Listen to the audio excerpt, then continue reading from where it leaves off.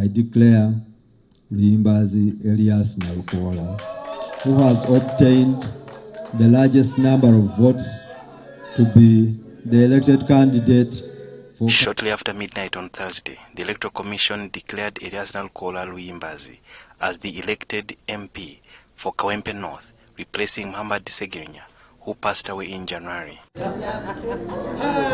Nalukoola defeated 9 other candidates, garnering 17,764 votes, ahead of NRM's Farida Nambi, who obtained 8,593 to move into second place. However, NRM Secretary General says they disagree with the results declared, as it was not free and fair poll. Because we believe this election was totally marred with violence, cheating, ballot stuffing, and there were so many participants.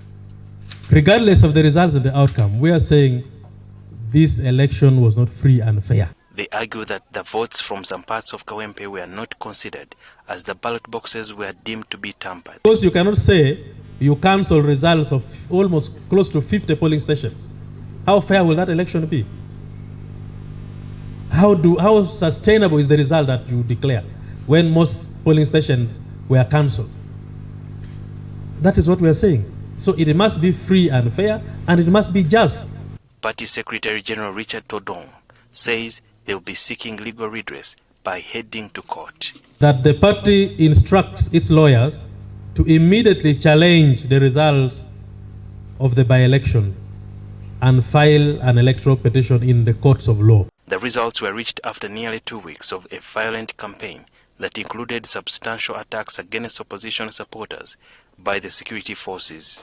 However, Todwong says the violence was orchestrated by the opposition. The commotion that started in Kawempe, Mbogo, in Kazo, Angola, in all those areas, were started by supporters and members of the National Unity Platform, NUP.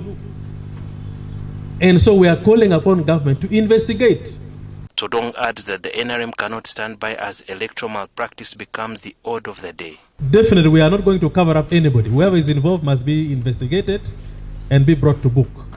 Because the National Resistance Movement Party stands firmly on the pillar of democracy, where we exercise and express freedom of choice and freedom of participation in a democratic way. It remains to be seen when the NRM will file their complaint with the High Court in commencing their petition.